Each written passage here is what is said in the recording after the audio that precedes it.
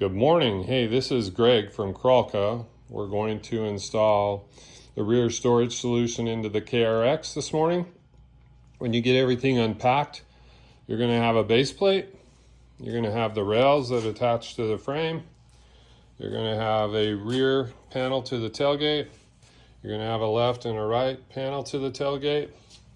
You're going to have the adjustable cooler mounting brackets and the adjustable cooler attachments, okay, and then hardware. So I'm going to quickly show you the easiest way to install this. There's multiple ways to do it. Some people will prefer to install it in the machine. I like to build it on a bench first, drop it into the back of the machine. Okay, so the first thing we're going to do is take our slide out of the packaging. We're going to grab our tray and we're going to grab our mounting rail. Okay, we're going to attach one side of this slide to the mounting rail. We're going to attach the other side to the tray. The side that attaches to the mounting rail is the wide side. The part that attaches to the tray is the narrow side. You're going to see an L here on one and an R on the other. Flip those in your mind. This stands for left and right. We're going to put the L on the right side, okay? And we're going to put the R on the left side. All right, it's just the way that we're using the slide, okay? We're going to lift up on the slide. We're going to release them, okay? They're going to come apart. You release again, it'll come apart, okay? So now that we have the part that's mounting to the rail, okay, I'm going to slide it till the holes line up in the front here. Okay, because I need to be able to drop my 1/4 inch bolts into those holes. Okay, they use a 4mm Allen on one side, and on the nylon nut on the other side, they use a 7/16. Okay, so we're going to drop. Now I'm going to show you which holes to use because there's a pair of holes. So we're going to use the back hole in the front. We're going to use the back hole in the middle. And we're going to use the back hole in the back section, okay? And so now this would attach to the rail, okay? So we would slide these into position and we would tighten them down on the other side, okay? Now on the tray, we're using the narrow part, okay? There's also 2 holes and 2 holes and 2 holes. We're going to use the back hole here in the front. Just fit a little tighter. You might have to twist them a little bit to get them to go in. In fact, I know you will. Sometimes I'll take the Allen key and help encourage them into their holes. In the middle one, I'm going to use the back hole as well. But in the back one, I'm going to use the front hole, okay? So I'm using the front hole for the bolt. And once I have those in place, then I'm going to slide them into the holes on the tray. And I'm going to take my nylon nuts with the 7/16 on the back side. I'm going to tighten everything down. Should look like this. You should have the mounting rails attached to the slides and the slides attached to the tray, okay? The front edge, excuse my moving blanket, it's a little rough here. I put it down just to keep things from getting scratched up. We come back, this is where it mounts to the back of the machine. This is your Milwaukee pack out. The next process is we're gonna attach the adjustable cooler slides into these holes. Okay, so now you're going to grab the adjustable cooler brackets. They sit on top like this. They are adjustable. And you're going to get 4 of the carriage bolts that are provided. Drop them into the holes. You're going to have adjuster knobs that tighten and loosen. This way you can tighten and loosen to remove the cooler, to simply adjust for one cooler to another. And these knobs will go underneath and you'll tighten them down to the carriage bolts. These are 5/16 with an 18 thread, okay, and 5/16 with an 18 thread. Okay, these need to stay tight. So when you're riding, go ahead and crank these down with your hands, because the vibration could, over time, make one of these loosen up. Okay, there are 4. It's going to hold the cooler in place. These are recessed so that you have room for the drain on the cooler. You can mount it in there either way. And the drain is usually on the right side of the cooler.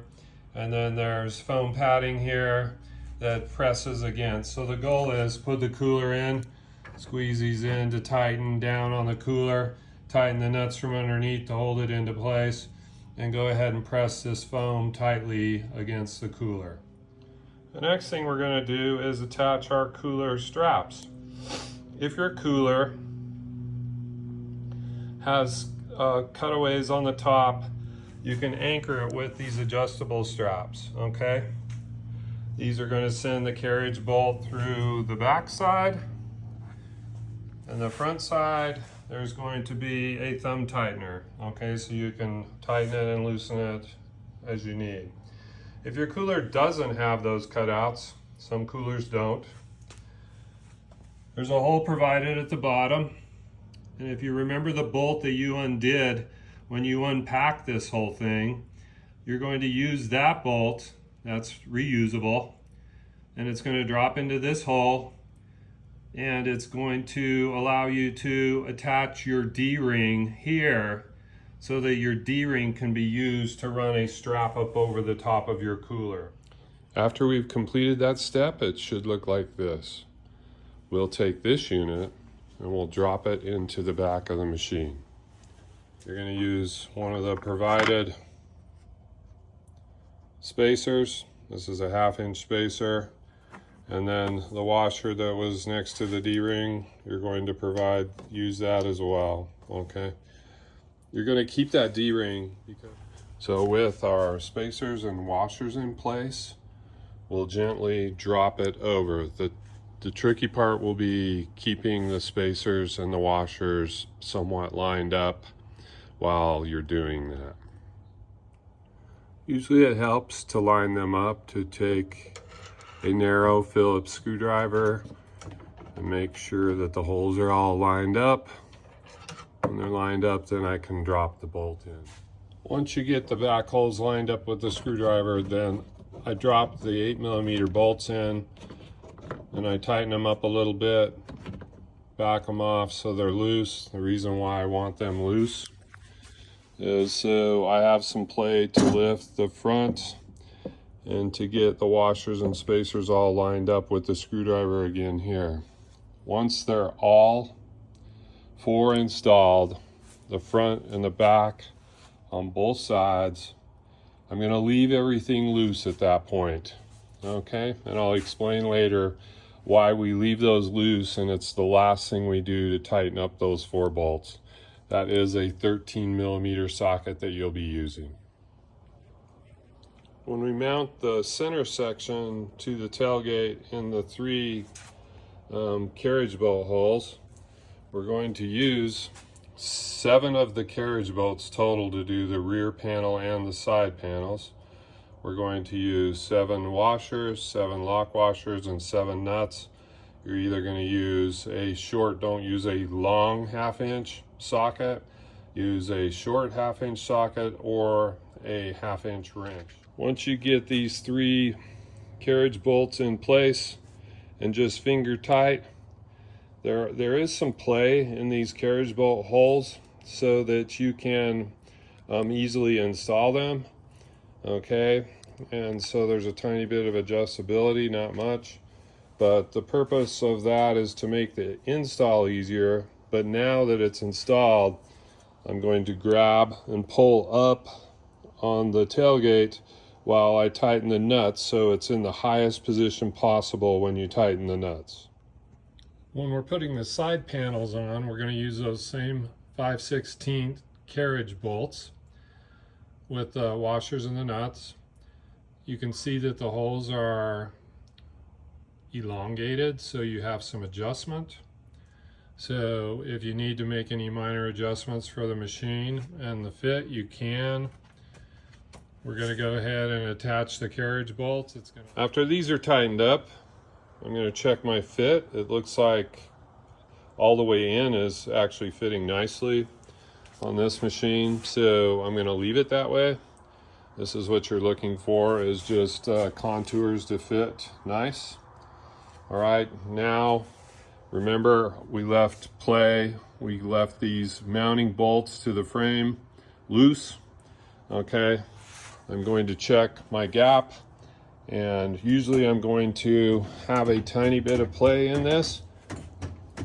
I'm going to pull it all the way out, hold it out, and then I'm going to go ahead and tighten all these bolts, okay? Because there was play in these holes so that we could have adjustability. All right, now that we have the rear storage solution for the KRX installed, let's talk about a couple things. This is how it works, okay? Right now it's in the lock position. To get it out of the lock position, we take our 2 fingers, we lift up to release the slide, and we let go and it releases, okay? And it can slide in and out. It'll come all the way out into a locked position. That gives us enough space that we can grab a Milwaukee pack out. We can bring it up here, put it into position, lock it in, lift up to release the slides from a locking position. Just tap it once, slide it back into position and lock it. It's that easy, okay? So you just reach under, you unlock it and let go, okay? Then you can slide it all you want, okay? What you don't want to do is lift up, hold up, and then slide while you're holding it up, because this will allow it to go past the stop. If it goes past the stop, then it can fall to the ground. It doesn't function properly, okay? So don't hold up on the slide release while you're doing this. Just simply push up, lock it in, push up to undo it, lock it in, push up to undo it, slide it all the way out, lift up to undo it, slide it all the way in. It's that easy. There you go, you're ready to go.